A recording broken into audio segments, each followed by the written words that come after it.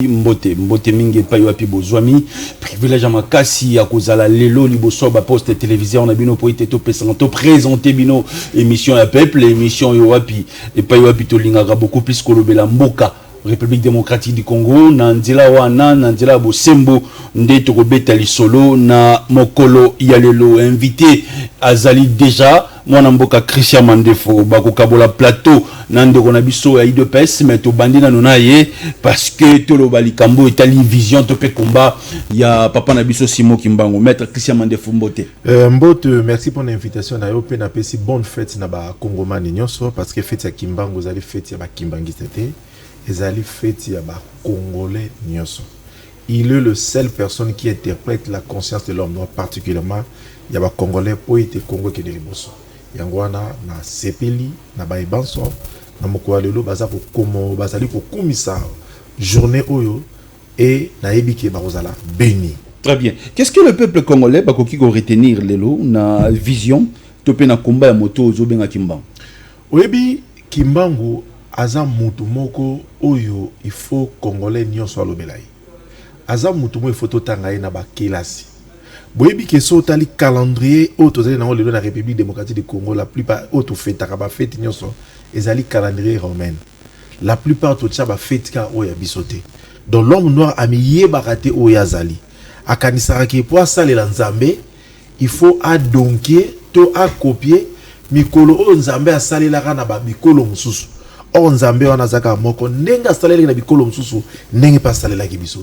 Donc pour na tola sa reconnaissance na biso liboso ya nzambe il faut pe ba jour oyo nzambe mimoni samaki kati na biso to banda ku fêter yango to tchango pe na calendrier.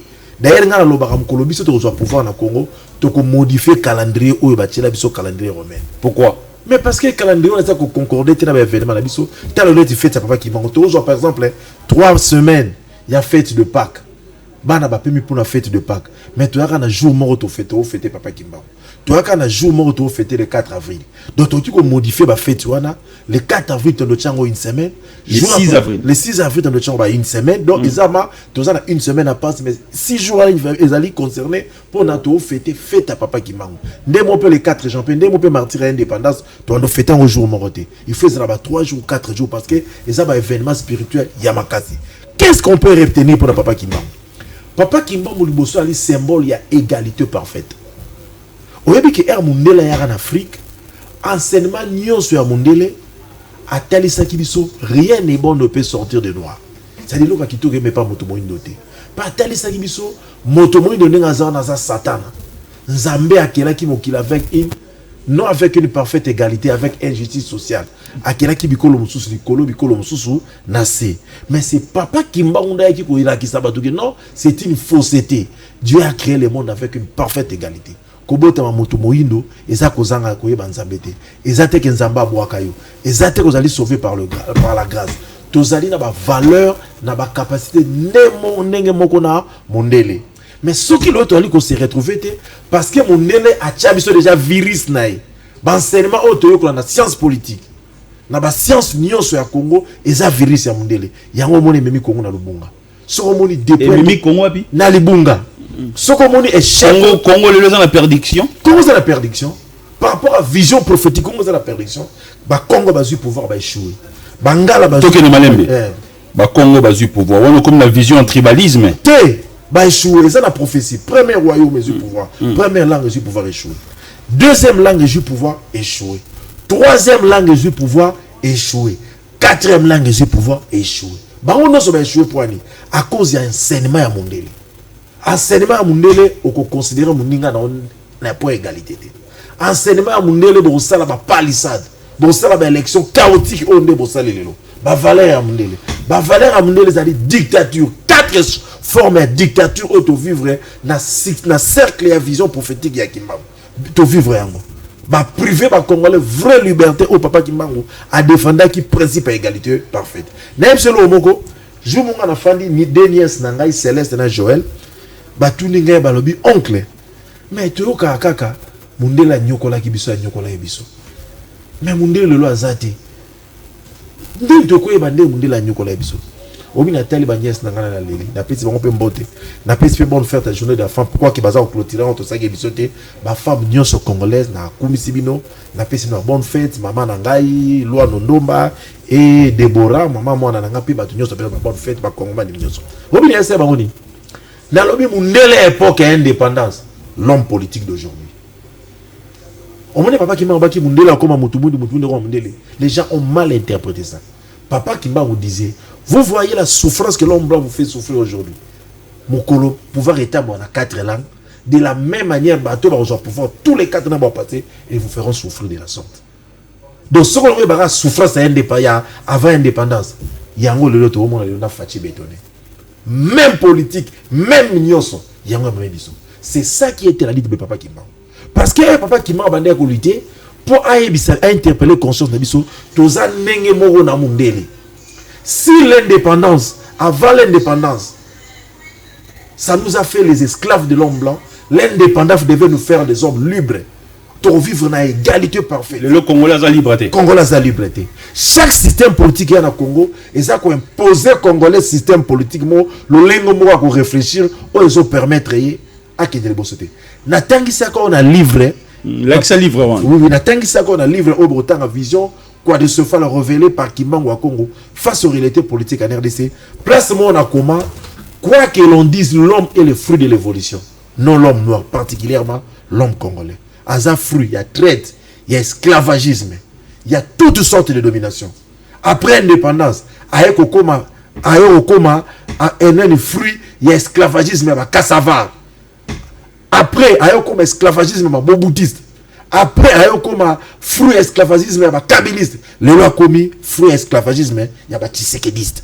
Chaque système politique au Congo, ils ont imposé aux Congolais ligne de conduite, ils ont agir en âme et conscience. Il y a identité, il y a valeur culturelle, en âme et conscience, il y a lutte prophétique, il y a Kimbangu à Congo. Voilà le 7 personnes. Kimbangu est l'interpellation de la conscience de l'homme noir. Il a lutté pour qu'aujourd'hui nous vivions égalité parfaite de tous les jours. Donc, Congolais, na lutte ya Kimbangu, à qui sous konyo la Congolais. Na lutte ya Kimbangu, ya Kimbangu, à qui ko prouver Congolais liberté. Na lutte ya Kimbangu, encore le batenenge ngabula lobakyo, Kingasa de komi, zone rouge, va toi marcher. Mais la terre à Mobutu, na terre à Kabeto, ko marcher. On va pas prendre la liberté. Na lutte ya Kimbangu, ba on fout à tout salaire ya malaba, on pète à palissadité. Biso to vivre nenge moko. Pour l'interpellation à lutte ya papa Simo Kimbangu, mutu moko ta osimba minduki, a que nous ça la guerre na est.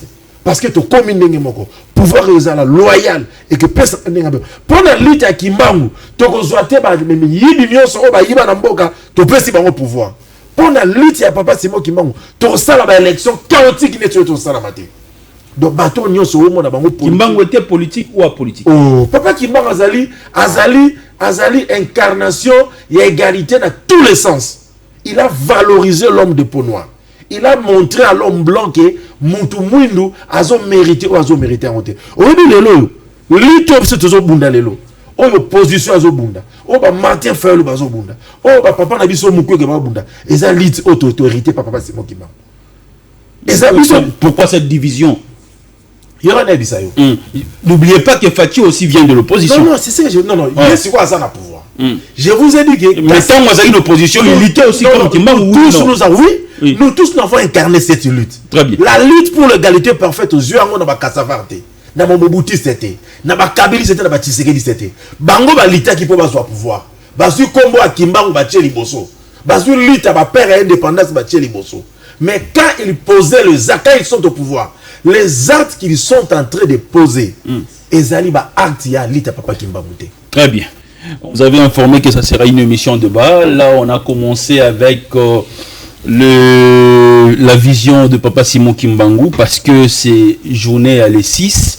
La réalisation va nous aider pour que tous soient une petite transition, pour tous soient déjà mon amboka papi mon le lot de Bezali à l'écolo. Qu'est-ce qu'on retient, maître Christian Mandefou? On retient que le pouvoir est emboli dans 4 langues, on va échouer.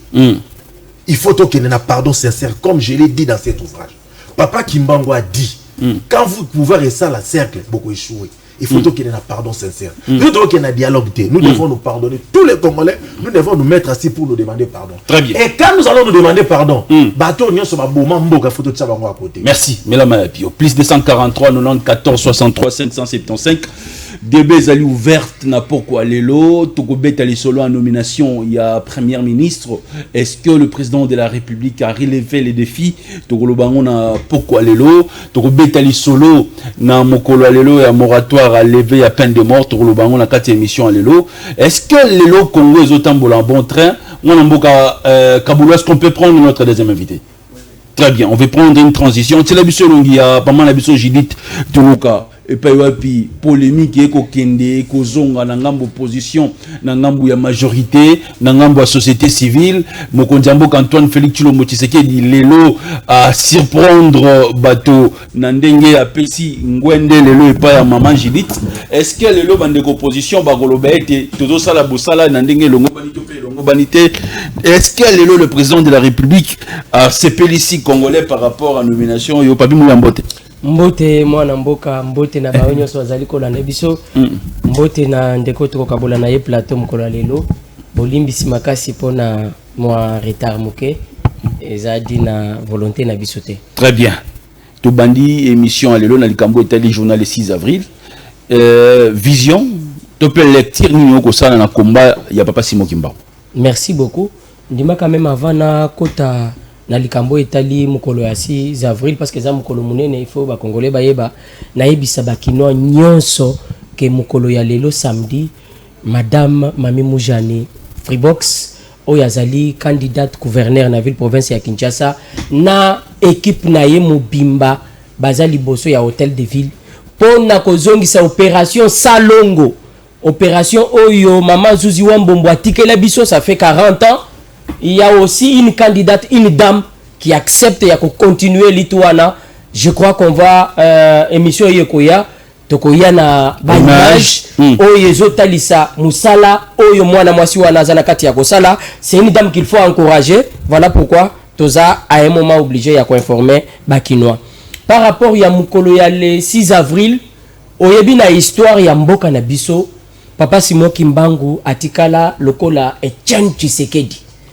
Mene ya mwe Etienne Tshisekedi a se penchaki mingi na politique pire pendant que Simon Kimbangu atikali ngambo ya église mais toutefois ba orientation ba vérité zali ko bimankambu na ye et permetaki vraiment na ba politique que ça soit au niveau ya Congo que ça soit au niveau ya Afrique va s'inspirer na sagesse na ye. Donc eza esengo ya ko apprendre que au-delà de tout ba président nyonso tozwaki na kati ya Congo bazwaki likanisi wana ya kotala igone munene o tozaki nango na kati ya mboka na bisote mais na boye ya Félix Antoine Tshilombo Tshisekedi to moni ye kondima ko mukolo ya lelo le 6 ezala férié po bana nyonso ya tata Simon Kimbangu bazwaka occasion ya kokende kosambela kofete kokumisa oyo asalaki ke Kimbangu azala na bomoy. Donc ezaki mukolo munene, je crois que ba église belé tant que aussi lisawa tokozala pe obligé ya kokoma sur place. Très bien. Maître Christian Mandefou, le président de la République a nommé Maman Judith, a signé l'ordonnance, il y a nomination, il y a première ministre, c'est une dame qui est aujourd'hui à la tête de la primature. Votre analyse, votre point de vue. Premier sujet d'actualité. Effectivement, d'ailleurs, ils ont un événement. Jean-Pierre Bemba a parlé, hein, lobby, c'est une nomination historique. Papa. Au monde, ils ont fait ça, ils sont passés. Au monde, le monde a beaucoup évolué. Dans plusieurs pays, au monde, au monde, il y a des femmes qui diriger. Le vrai problème, ce n'est pas la nomination d'une femme. C'est qu'il est capable de faire. Et par rapport à des défis autour de ça. C'est vrai qu'il y a un Congo pour la première fois nommé mon amour. Mais qu'est-ce que c'est la nomination? Au début, il y a un Congo et il y a nommé premier ministre de Kolo. Tous les premiers ministres de Congo n'ont pas inventé, n'ont pas commis ça, n'ont pas lobatia au salabou. Tout le premier ministre de Congo est à la Kamagambo et Zasiko. Moment na tokomi na suka. Oh. Ce tolobi qui est baron sur les cas basta de l'autre de Zalokuta. Baron sur basta mo logo. Mais par rapport à défi, morota salaire. Morota salaire. Mon tout peut-être au tsara mutema nani Lumumba natanga Kasavu, mais vous savez ce qui est et là bango à cause du système politique occidental. Même natanga Mobutu. Tu natanga Kabila, tout le monde va premier ministre mususu ba benga banani et rien. Malgré biloko mususu malamu tokolo ba tchaki. Mais ce que vous n'avez pas ça là, na autozela na bango yango te o eze événement te oyebi ke na Congo na biso ba premier ministre ba président ba tchaka baza ba fan club ba tchaka ba premier ministre o ba ko contredire. On a suivi ça Malokonde après avoir discuté avec Maman Judith à lobby.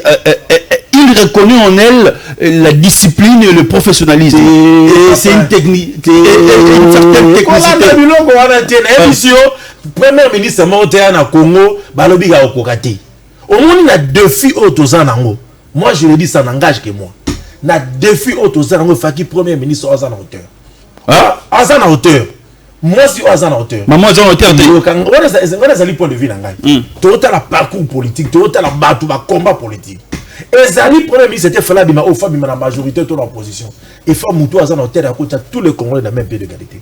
On a coupé sa confiance même dans l'opposition. On a coupé na telle opposition lobby boy. O ba ko ba o ba ebi. Ezate ke kaka ba diplôme te. O nga e pa na ngeza na ngupe ezana mo événement te. Ezana mo fan club. Nga na benga Congo zali club d'amis, je te l'ai dit. Na lobango za club d'amis. Ba pona na bato ba osala posa na bango. Moi je l'ai dit et je l'ai continué à le dire dans lobango déjà na situation tozana yango. La femme o esenga ki ba tchazali mama Eve Bazaïba. Maman Eve Bazaïba. Là ça n'engage que moi. C'est-à-dire la femme même si c'est qu'elle a dit c'est maman Eve Bazaïba. Vu parcours politique, na combat politique, c'est la seule femme qui n'est pas fan ici, va habiter pour n'amboka boité. C'est une femme oyo, je vous dis la vérité, pour le moment, moi si à cause de la présidente de Congo, c'est cette dame-là. Tout me dit que donc pour Nangaï, moi si on a mon qui fait pas ça Ezaki ML c'est parce que moi on sont pas dans la majorité fallait battre non de PC non moment autozana moi si à cause 500 opposition majorité dans la majorité à cause dans le langage à cause ma confiance ça n'engage que moi. Très bien Papi Mouyaï, votre réaction à chaud, vous avez suivi maître Christian Mandefou. Oui maître Christian, il faut à apprendre et le Komoko na Congo quand il dit que nous n'avons jamais eu un premier ministre capable à côté les mela ba président ba nomakaka bato basala raposa na bango, c'est une erreur. Peut-être qu'il a oublié que Etienne Tshisekedi fut premier ministre et a télémelaki na nomination ta ko ba nomaki a télémelaki a saki muto aliboso a télémeli Mobutu dès la nomination abimi batuniye Mobutu venait de vous faire confiance à l'obis, ce n'est pas Mobutu Moutono Menga. Basali kike nazala oza peuple. Wana ya liboso, ya mibale. Basali composition ya premier ministre, ya ba ministre. Ba memeli Etienne Tshisekedi liste. Balobi bon ça va, il faut aussi signer pour ba ministre oyo ba banda musala. Etienne Tshisekedi atali liste à seki.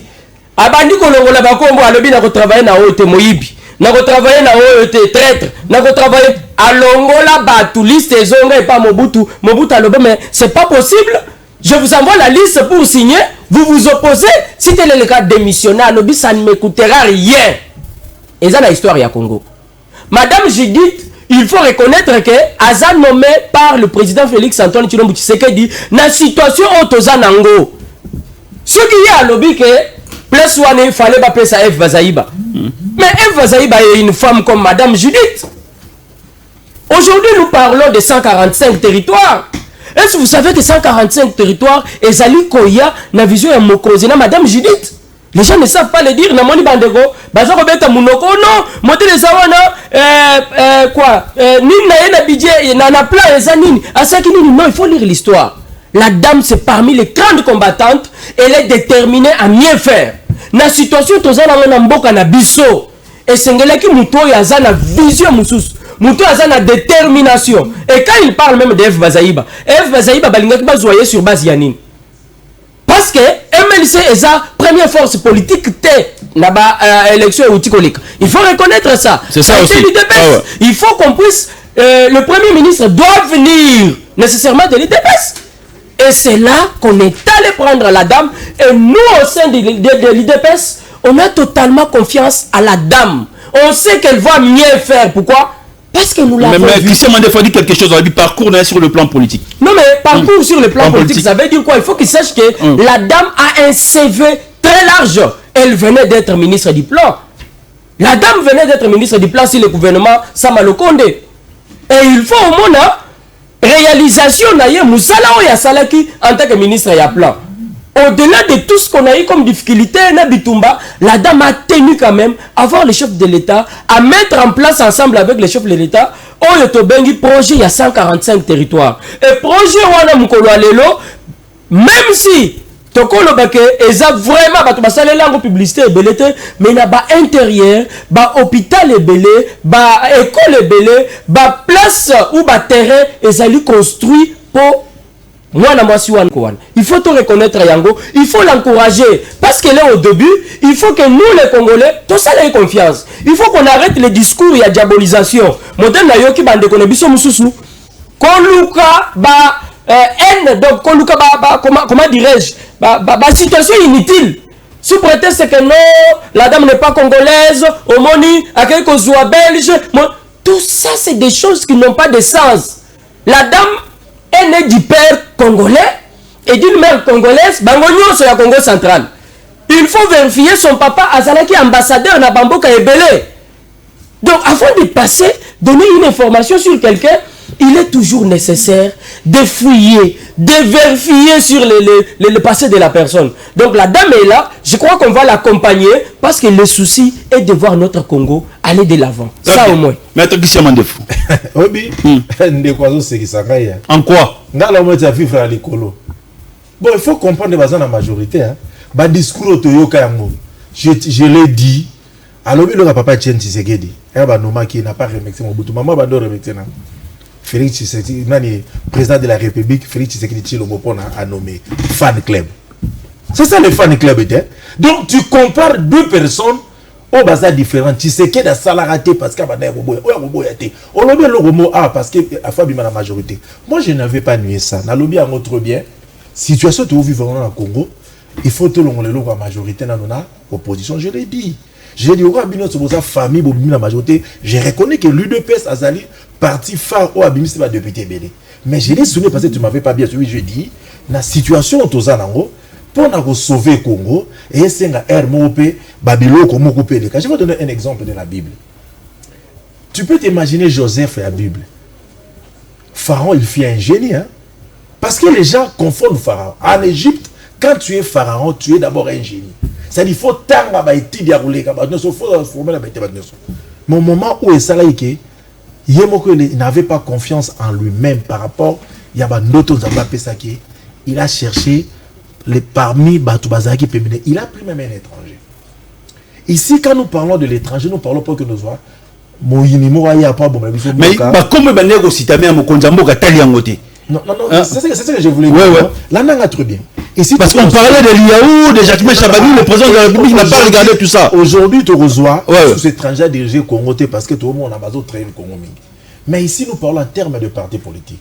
C'est-à-dire, au Rotalati, pour nous sauver le Congo pour le moment, je suis de la majorité, mais ceux qui n'ont pas valeur, mon à côté quelque part, au et dans moment, je le prends, c'est comme Pharaon a démontré la face du monde entier. Il a pris Joseph pour être Joseph Assaline à diriger Congo. C'est ça qui était ma réflexion.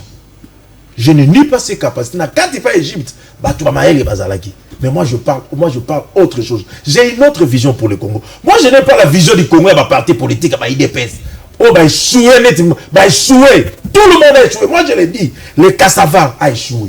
J'ai reconnu la liste de Kassava. Enregistrez-nous l'émission. J'ai reconnu la liste de Kassava. Très bien. Mais sur ce terrain, ça n'a pas marché.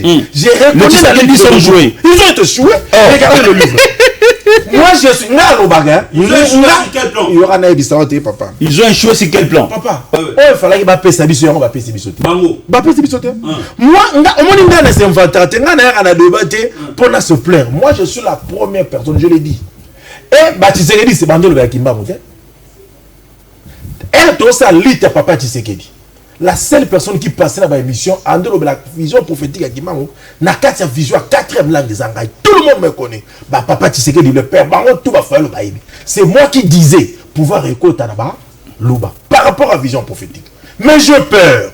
Je l'ai écrit même dans ce. Voilà pourquoi j'ai fait ça. J'ai peur. À cause de la moralité de la classe politique, Congo qui marche. Très bien. Papi Mouya. Non, il faut pas dire que Congo qui marche. Vous avez échoué. Non, on a échoué par rapport à quoi? Parce que Félix Tshisekedi prend le pays dans l'état où il y a Yebi. Parce qu'il prétend maîtriser l'histoire, il faut qu'il sache que c'est depuis 1994 que le pays est attaqué. C'est la première lutte que le président Félix Tshisekedi, il prend la position pour la défense d'abord Yamboka. Parce qu'aussi longtemps que le pays est attaqué et qu'il n'y a pas la paix dans notre pays, l'avancement sera difficile. Ça c'est très sûr. Et vous reconnaissez au moins que ça c'est vrai, le président fait la première lutte. Parce qu'il a commencé avec la diplomatie. Sur le plan diplomatique, nous tous nous avons vu la réalisation d'ailleurs. Voyage, il y a des gens qui pensaient que voyage d'affaires, mais finalement, ils ont compris que les gens qui n'ont lutte, il y a des fois si Yambo Canabiso sur le plan diplomatique, ça a payé. Et aujourd'hui, le président Félix prend une autre position qui sera avantageux toujours par rapport à Yamboka. Dire que on a échoué, c'est ne pas connaître l'histoire de notre pays. Parce que connaître l'histoire, c'est savoir que le pays a été attaqué, ça fait des années, et le président Félix vient d'abord relever ces défis. Ça, c'est la première des choses. Donc, si vous maîtrisez l'histoire, vous ne pouvez jamais dire que l'UDPS a échoué, ou le président Félix a échoué. Il a échoué sur base de quoi? Et sur quel plan? Parce que s'il faut parler, il y a Bitumba, il y a Est.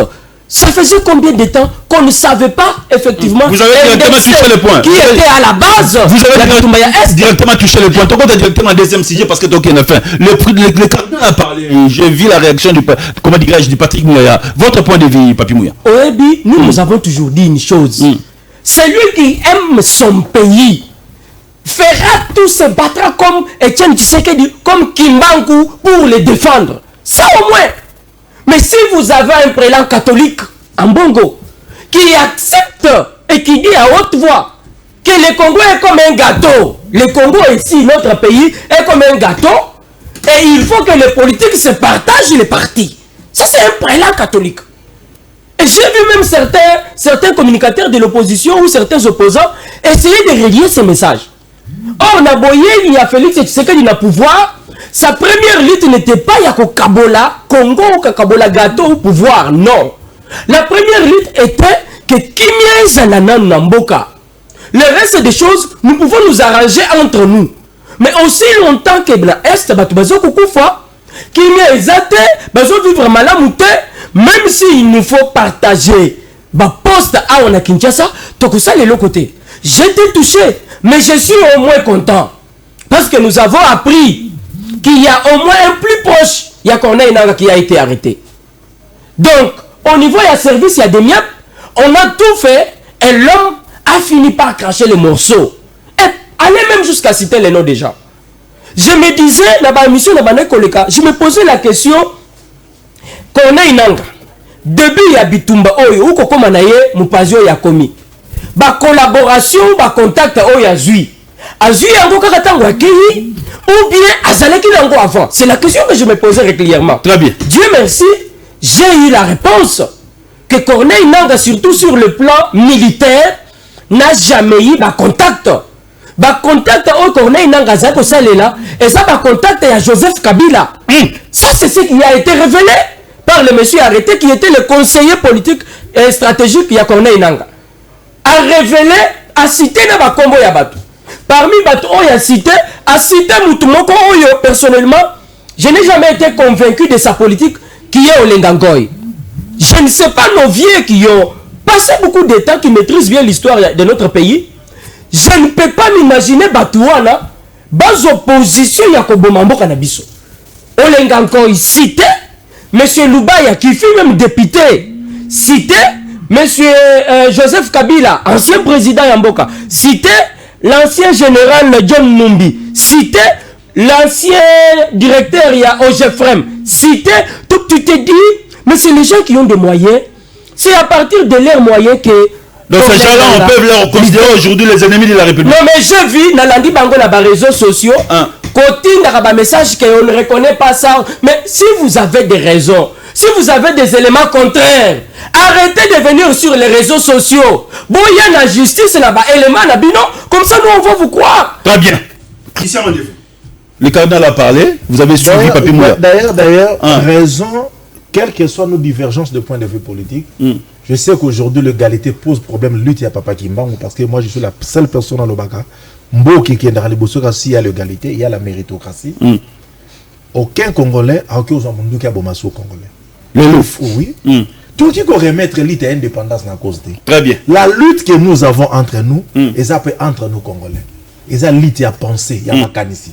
C'est ma pensée. Le département psychologique de la nation. Vous me rappelez directement l'honorable Ntsini Polo. Est-ce que vous comprenez?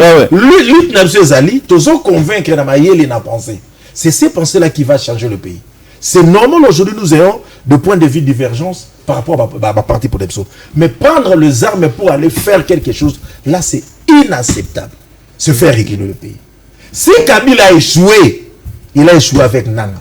Kabila a échoué qui est Nanga, Moïse Katumbi, Matata Ponyo, Nani, Muzitu, Bafutune Nyoso, Naba Ole, Naba Keye Pati Sekedi. Tout le monde a échoué ensemble. Et ça, le match à football, ceux qui ont échoué, tout le monde a échoué. Voilà pourquoi moi j'ai promis à l'époque à Papa Tsekedi, je disais, au yem tout son émission, Papa Tsekedi du pouvoir, toi qui n'a pardon sincère, tous les anciens politiciens, qui ne retraite. Mais papa moko ko nya batu te mboko eza ya batu moko te fo bazwa mboko na otage lokolo ko bango non batu so basala te na yebisa yo awa Kabila dirigé parce que ngaza la honnête papa Tshisekedi à côté pas même 5 ans ba mtsuba ko mozonga ba candidat président de la République ba Moïse Katumbi ba Muzitu batu wana nyonso papa ba ka ko fanda te ata 5 ans te total nan même deux mandats sala deux mandats naï biso to zonga après c'est à dire que kozwa munduki politique à la pouvoir aux Andoki.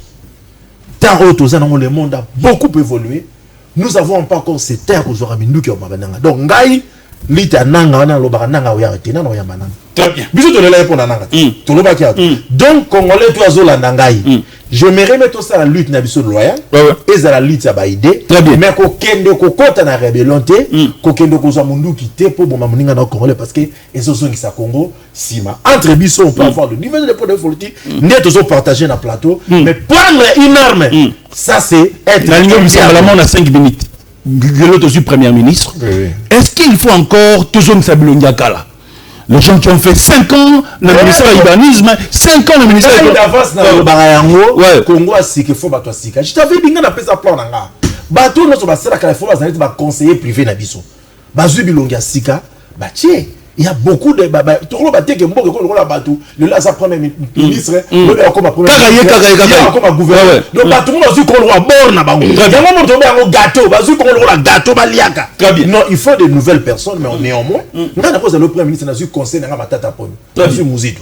Mais kaka bateau à Kalabazonga, ngana lobango déjà mutunyo soit kala sala, moi je ne peux jamais l'appuyer parce que toti kala ga boy ba dozo lo biso akoma tieba na bango, ba koko na bango, boy na alors nous. Donc il faut bilonga sika bilonga ba onon ba salate on peut tout monde ba monter bazana compétent à cause dans l'administration publique à cause année qui par même batu ya sika mais na maluno to ça ba parti na biso nga lobi ba quota a lobi biso so ba photo ça ba quota ya on a ebisio foin bon c'est l'autre oui bon c'est l'autre mais pas passer la malédiction c'est à dire que bateau nyonso va contribuer à ta malheur mo à Congo fumwa kimbango yela na bango très bien papi nous je pour Congo ke liboso il faut ba toi sika po bazala la lumière à sika na makambo à sika po Congo ke liboso très bien papi nous ba question jo ya bon Ebola oui madame Mobozui première ministre il a travaillé au ministère à plan bilan et négatif il a été aussi Nabila Mokoko Sampa débat de ce donc elle fit un kabyliste bilan négatif et la lire toujours que le président de la République à l'Obagi Berrer à Kalato bandela les sociétés que déjà madame Julie Tunuka ezali parmi Berrer et Morapan Azui Oyebi moi je vais rester dans la moko et koyebisa ba congolais boye et sengeli na biso to ça la madame Judith confiance to ça la confiance pourquoi na lobby a outil le ministère il y a plan bilan na gouvernement ministère na lobby je vous ai relevé quelque chose je vous ai parlé il y a projet il y a 145 territoires projet wana eza ya mokonzi relié par la dame et aujourd'hui maître peut refuser mais s'il appelle na ba province naye na ba territoire on a construit des écoles bana oyo bandeko na ye oyo atikaki bazata na place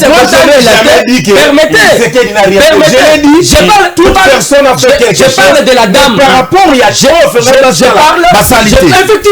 comment si vous reconnaissez que Félix a fait quelque chose il faut l'appuyer. Pourquoi? Permettez. 50% sali, 10%. Mais Nabitumba Oyazana Est, vous reconnaissez qu'il a fait quelque chose. Vous reconnaissez qu'il a fait quelque chose par rapport permettez ça. S'il faut revenir, comment les gens vivent aujourd'hui? S'il faut revenir, Naka ya composition à gouvernement. Je vais encore demander au président de la République, Félix Antoine Tshilombo Tshisekedi, nous savons la lutte que Papa Etienne a menée na Congo Awa. En Afrique Mobimba, les gens savent Bitumba ya Papa Etienne. Il est temps qu'on puisse parler d'autres personnes. Il est temps parce que le même personne qui sont derrière Mobutu, le même personne était derrière Mobutu, ils étaient derrière Laurent Désiré Kabila, ils étaient derrière Joseph Kabila, ils sont aujourd'hui derrière vous. Babila na bango eza correct te. Toza ko senga yo président de la République. Système ya baliste, ba parti politique ko pesa ka baliste, il faut qu'on puisse bannir ce système. Il faut que le Premier ministre et l'ensemble des gens puissent étudier au fond Batu Oyo, Basengeli Batu. Déjà, tout le monde peut être entre maman, je dis non, informateur, cela veut dire qu'on compte en contact dans la liste. La première des choses, les propositions ya Batu. Un parti peut proposer les gens, et les gens là, si un parti politique propose les gens, il n'est pas dit. D'ailleurs, je vous informe qu'on ne peut pas na poste moko proposer comme moko. Non, on propose toujours peut-être 3 ou 4 noms. C'est sur base de ces 4 noms qu'on est censé tirer. Mon frère, ça, ne vous en faites pas, le président est déterminé.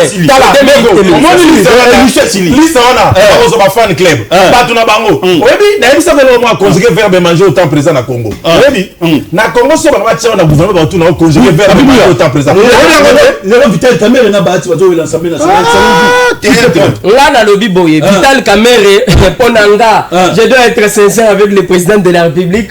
En tout cas, je préfère pas Vital Kamerhe. Il faut que Mbosso peut-être puisse continuer parce que tout le monde y a ça. On parle de Mbosso. Il faut que Mbosso et Vital Kamerhe. Ceux qui ont la patrie à Sika, je vais les appuyer. On va prendre combien de ministres un Congo. Président de l'Assemblée nationale sur le Congo. Non. C'est parmi Babiloko qu'il faut que bondisse. Aussi longtemps, permettez. Cette histoire, en tout cas, c'est aussi un message où on a lancé là-bas. C'est une... Non, mon frère. On va mettre 4 langues sur base de quoi?